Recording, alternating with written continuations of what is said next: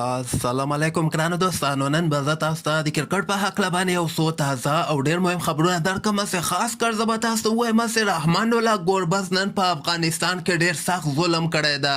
بل به زه تاسو ته ووایم چې د افغانستان رشید خان نن سبا چیرته ده؟ آیا دی په پاکستان کې ده او شپږیزې ته به راسي او که لوبه به شپږیزه کې نه ترسره کړي؟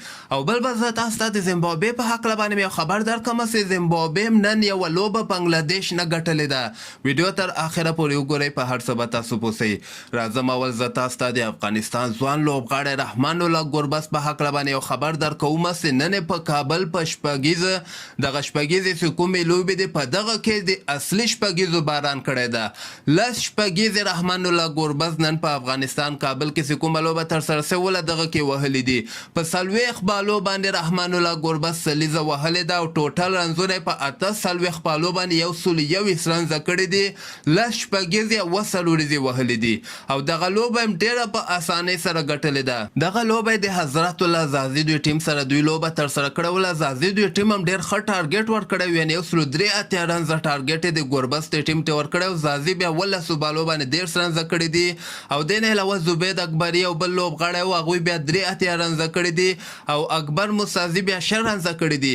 بولرانو ته کمهنګ راسو قیس احمد 2 لوبغاړي اوټ کړي دي، ولید سانګزیم 2 لوبغاړي اوټ کړي، حسیب الام 2 لوبغاړي اوټ کړي دي. خو د رحمان الله ګوربز په زړه پوړی بیټینګ په وجه باندې په 16م اوور کې دغه ټارګېټ پوره کړی ده.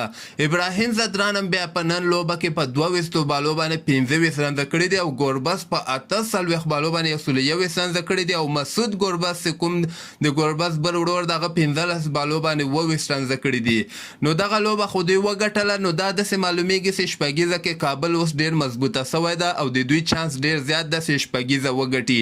سبا ته هم 2 لوبې ترسره کیدونکي دي. سهار ټایم کې چې کومه لوبه ترسره کیږي هغه د احسان الله جنت ټیم چې کوم د هغوی به شاپور زدران سره لوبیږي او دغه غرمې ټایم کې چې کومه لوبه ترسره کیږي سپینغر د عثمان غني ټیم به آفتاب عالم بند امیر سره که خیري لوبه ترسره کیږي او دغه نن چې کومه لوبه ګوربز ترسره کړې ده دغه لوبې سره د ګوربز 306 رنزه په شپږیزه کې په شپږ لوبو کې کړي دي، یعنې ټول نه زیات رنزونه رحمان الله ګوربز کړي او دغه د بیټسمینانو ټول نه زیات رنزونه چې کړي دي هغه سر ته رسېدلی. دویم نمبر باندې ابراهیم زدران د شپږ لوبه کې 202 رنزه کړي دي. دریم نمبر باندې حشمت الله شهیدي بیا شپږ لوبه کې 251 رنزه کړي. څلورم عثمان غني د شپږ لوبه کې 214 کړي دي. نجیب زدران هم شپږ لوبه کې 206 رنزه کړي دي او حضرت الله زازم بیا شپږ لوبه کې 150 رنزه کړي دي. نو ماشاءالله ګوربز بیرته فارم کې راغلی ده او ډېر ښه وخت ده ځکه دغه اګست میاشته کې به افغانستان 10 لوبې که خیري ترسره کړي. 15 به آیرلینډ سره وي او دغه ایشا کپ کې هم که مخکې راونډ ته افغانستان ووځي دغلته به 15 لوبې افغانستان په ایشا کپ کې هم ترسره کړي. نو دعا کوئ چې ګوربز څنګه بیټینګ نن په افغانستان کابل کې ترسره کړی ده همدغسې بیټینګ موږ ګوربز نه غواړو چې پاکستان سره مو کې، هندوستان سره مو کې، بنګلادیش او سریلانکا غوندې ټیمونو سره هم همدغسې بیټینګ رحمان الله ګوربز وکړي. او بل به زه تاسو ته د زیمبابوې په هکله باندې یو خبر درکړم چې زیمبابوې نن بنګلادیش نه په زیمبابوې کې اولنۍ شروریزه لوبه ګټلې ده. یعنې زیمبابوې دغه T20 ورلډ کپ کوالیفای کېدلو نه وروسته د دوی ټیم ښه سوی د مخکې پخوا نه ښه سوی د بیټسمینان هم ښه سوي دي، بولران هم ښه سوي دي.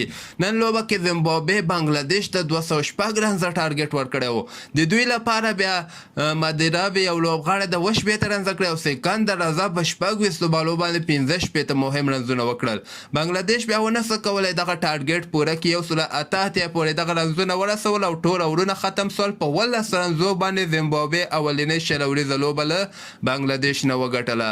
او بل به زه تاسو ته د افغانستان رشید خان په هکله باندې یو خبر درکړم چې رشید خان پاکستان نه ډایرکټ د دوبۍ په طرف باندې روان سوی ده، بلکې دوبۍ ته رسېدلی هم د 13 ورځ دغه رشید خان چې کوم د پاکستان نه روان سو او نن سبا په دوبۍ کې ده. خو دغه شپږیزې په هکله باندې هغې نه وروسته رشید خان نوی کوم خبر نه ده ورکړی چې دی به شپږیزې ته راسي او که را به نسي. خو افغانستان کرکټ بورډ کوشش کوي چې رشید خان که چېرته دغه بند امیر د آفتاب عالم دوی ټیم مخکې راونډ ته ووځي دغلته رشید خان باندې کوشش کوي چې راویې غواړي او دغه سیمي فاینلونو کې ورته لوبه ترسره کړي.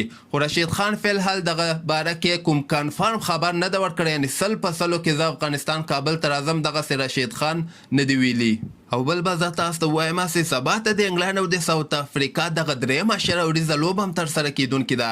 دغه لوبه ماښام ټایم کې 6 بجې د افغانستان په وخت باندې شروع کیږي او 10 سپورټ کې تاسو دغه لوبه لایو هم کتلی سئ.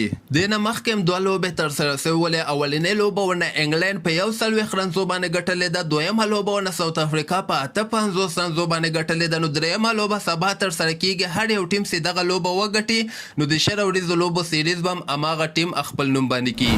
نو د کرکټ تازه خبرو لپاره تاسو دغه چینل هم در سره سبسکرایب کولی سئ.